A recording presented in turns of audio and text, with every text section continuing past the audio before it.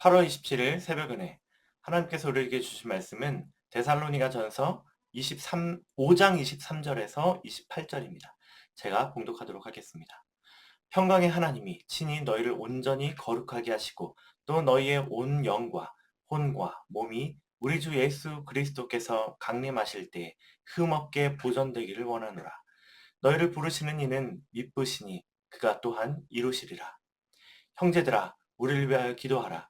거룩하게 입맞춤으로 모든 형제에게 문안하라. 내가 주를 힘입어 너희를 명하노니 모든 형제에게 이 편지를 읽어주라. 우리 주 예수 그리스도의 은혜가 너희에게 있을지어다. 아멘. 오늘 말씀은요, 이제 두 부분으로 좀 나눌 수가 있겠는데요. 이제 데살로니가 성도들을 위한 중보 기도가 이제 앞에 있었고, 이제 두 번째 내용에 이제 해당하거든요. 그리고 이제 부탁하고 당부하는 끝인사가 25절에서 28절까지 그렇게 구성되어 있습니다. 네. 그래서 이제 그 중에 특별히 이제 처음에 23절의 말씀을 보면 이제 영과 혼과 몸이라고 이렇게 좀 이야기를 했어요. 그래서 이제 영은 이제 푸뉴마라고 이제 헬라어로 이제 푸뉴마를 번역한 게 영이었는데요. 그리고 성령으로도 쓰이고 뭐 혼으로도 쓰이고 성경에서 삼아서 네, 그런 여러 가지로 쓰였 그런 말씀입니다. 그래서 혼용해서 쓰기도 하는데요. 주로 하나님과 교제하고 접촉하는 그 실체를 나타낼 때 이제 이 푸뉴마 명을 사용했습니다. 그리고 이제 혼이라고 하는 것은요. 푸시케라는 헬라어를 혼으로 번역을 한 건데요. 영혼, 목숨, 사람으로 이제 성경에서는 쓰였어요. 그래서 이제 사람 안에 내재되어 있는 것으로 표현되고 있습니다.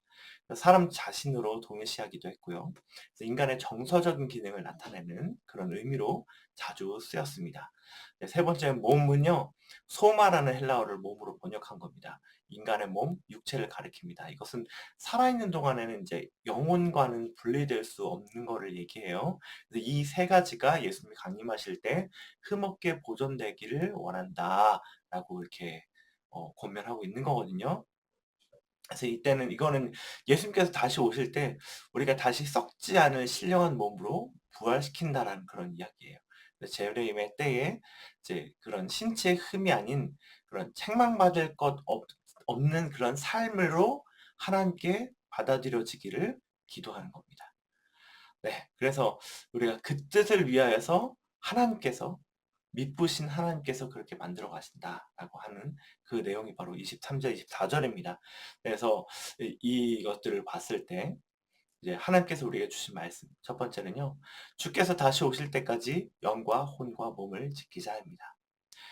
네. 예수님이 다시 오셔야 하잖아요. 그래서 다시 오실 때까지 지켜야 하는 것인 이제 영과 혼과 몸은요. 되게 중요한 것이죠. 여기 특히 이제 영이라고 번역한 이 푸뉴마는요. 뭐 이제 이렇게 또 번역이 되어지도 하는데 성령을 나타낼 때도 많이 쓰이고요. 근데 우리가 성령이라는 말은 아니고 주로 하나님과 교제할 때 하나님께서 불어 넣어 주신 영 음. 그것을 이제 푸뉴마라고 또 이렇게 했었습니다. 그래서 이제 구원받은 인간의 심령에 내재되어 있는 이 인간이 이를 통해서 하나님과 교제한다라고 지금 여기서 얘기하고 있어요. 그래서 영과 혼과 몸이라고 말하니까 이것을 각각 따로 잘 지켜야 될 것 같지만 사실 이 세 가지를 잘 지키는 방법은요, 한 가지로 말할 수 있는 것 같아요. 그것은 바로 이 푸뉴마 설명에서 맨 끝자락에 얘기했었던 하나님과 교제하는 것입니다. 매일 하나님과 교통하는 것이죠. 이것은요, 하나님은 죄를 미워하시기 때문에 우리가 죄 고백 없이는 하나님께 나아갈 수가 없는 거죠. 죄 고백이라고 하는 것은 회개의 태도를 포함하는 것이고, 하나님과 교제를 위해서 계속 노력하고 있다면, 우리가 그, 그 지었던 죄를 다시 짓지 않는 그런 이 태도를 변화시키는 그런 우리의 그런 변화, 노력이 계속 되어져야 되기 때문에, 하나님과 계속 노력하게 된다면, 교제하기 위해서 노력하게 된다면 우리는 이 영과 혼과 육을 다 지킬 수가 있는 거죠. 네, 푸시케라고 번역하고 있는 이 것은 이 혼은요. 뭐 정신적인 요소로서 이제 어 얘기를 하는데, 이것도 마찬가지로 하나님과 교제함으로써 지켜질 수 있는 겁니다. 결국 하나님과 동행하는 것이 우리를 지키는 가장 중요하고 확실한 방법이라는 것을 알 수가 있죠. 이것은 나에게 달려있는 방법이 아닙니다. 내가 아무리 고백하고 잘못했다고 나아가더라도 하나님께서 용서해 주셔야만 하는 일이에요.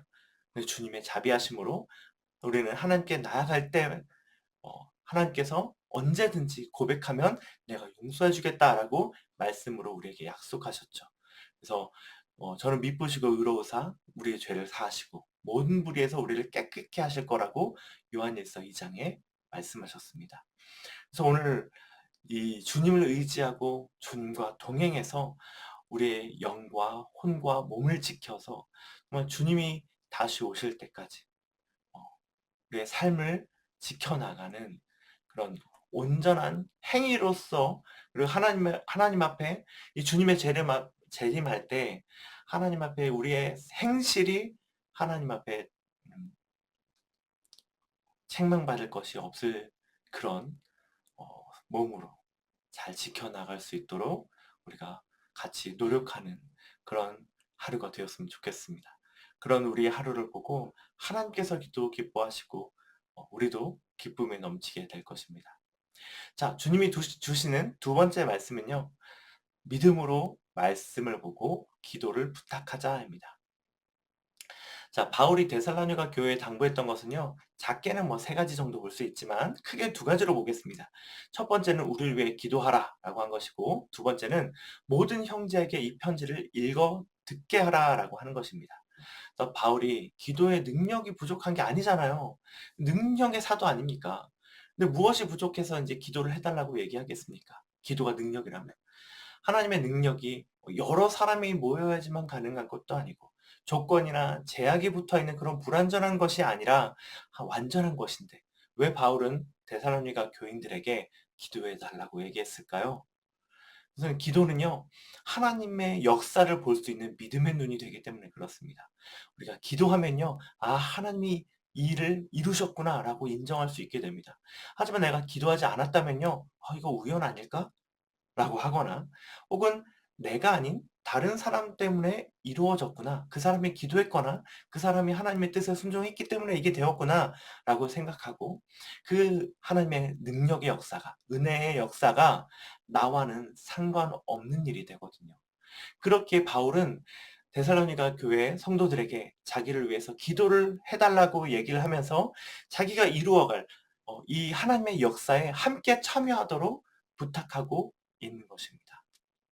그래서 이제 데살로니가 교회 사람들이 그렇게 기도하면서 바울을 위해서 기도했을 때 바울이 이루었던 여러 역사들을 보면서, 아, 하나님께서 우리의 기도를 들어주셨구나, 바울과 함께 하셨구나라고 그 은혜의 역사에 참여할 수 있게 되는 거죠.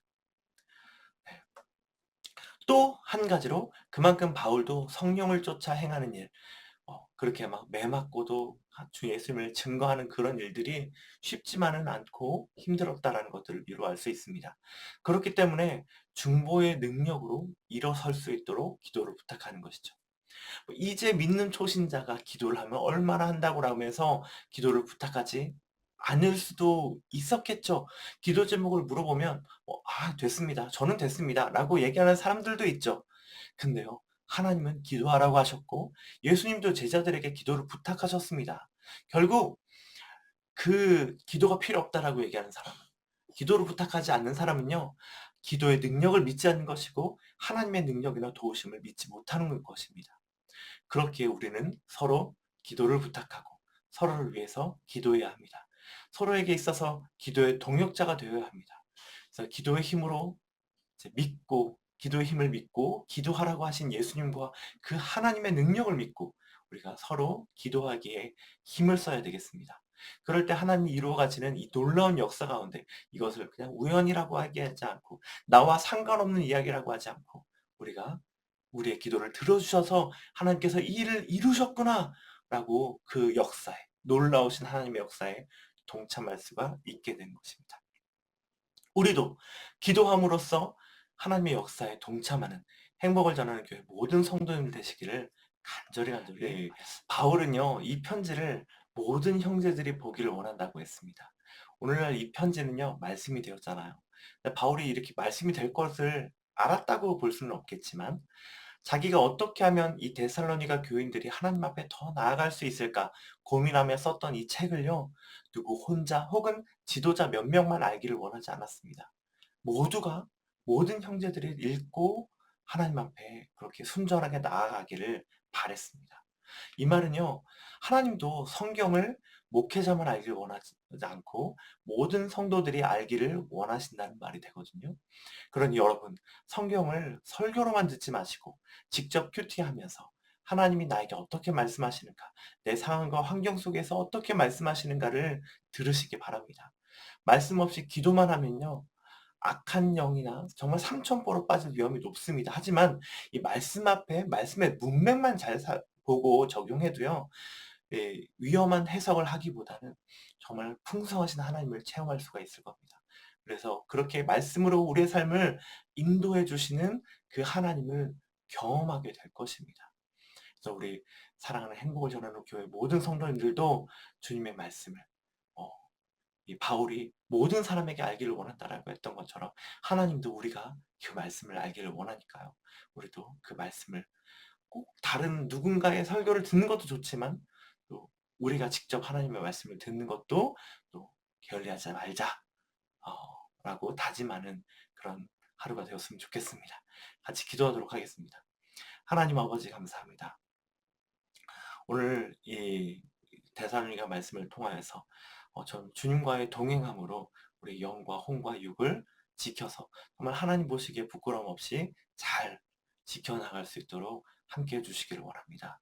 또한 주님, 우리가 하나님께 어, 바울이 이제 능력으로 뭔가 기도를 부탁하는 게 아니라 정말 이 하나님의 역사를 함께하는 동역자로서 함께 기도해 달라고 했던 것처럼 우리도 서로를 위해서 중보함으로써 서로에게 일어나는 이 하나님의 역사에 그냥 구경꾼이 되지 아니하고 상관없는 자가 되지 아니하고 우리 모두가 함께 하나님의 역사에 참여하는 자가 되기를 간절히 간절히 원합니다. 주님의 말씀을 나 혼자만 보는 것이 아니라 누가 주는 것만 먹는 것이 아니라 정말 하나님 앞에 정말 모두가 알기를 원하셨던 그 하나님의 마음처럼 우리도 그 하나님의 말씀을 듣고 알아갈 수 있도록 함께 해 주시옵소서. 예수님의 이름으로 기도합니다. 아멘.